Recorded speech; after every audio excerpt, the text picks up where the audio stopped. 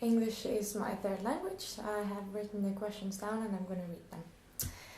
When you voted to leave the EU over a year ago, some of my friends agreed, some of did not.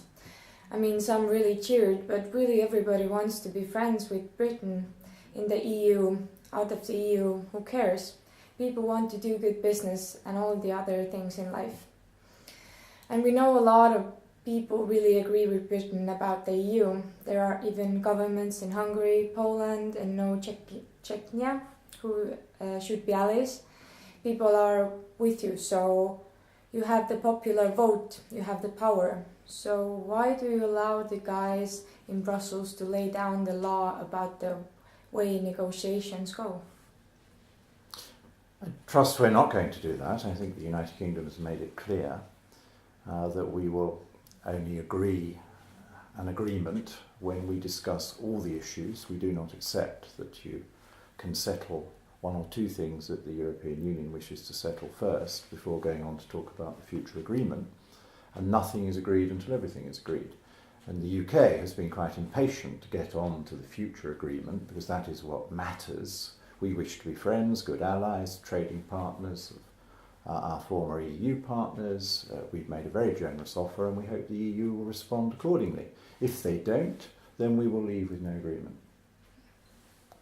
My other question, maybe you remember when you were in government with Margaret Thatcher and we regained our independence from the European Union, Soviet Union then.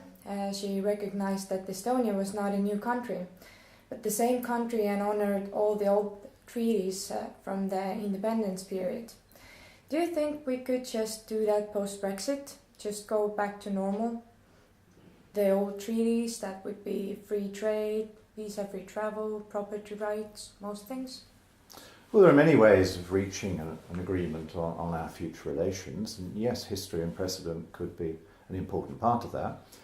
If the EU doesn't amend its current approach and doesn't want to talk about a free trade agreement, for example, then we will leave and use the World Trade option, because at the moment we and all other EU member states trade with the rest of the world under World Trade Organization terms with the limited tariffs that permits.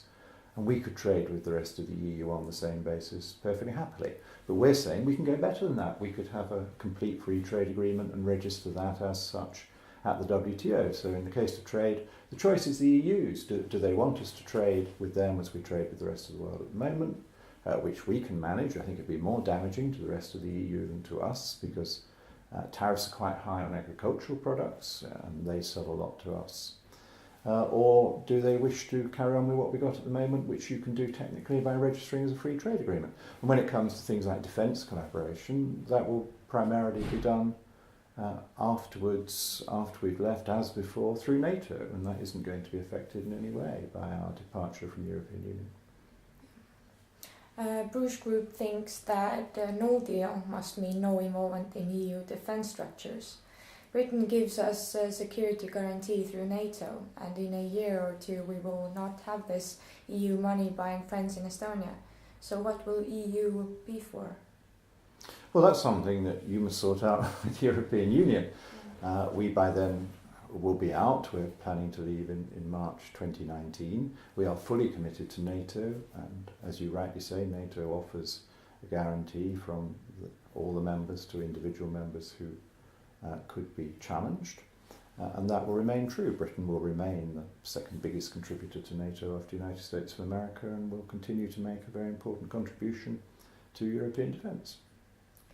Thank you.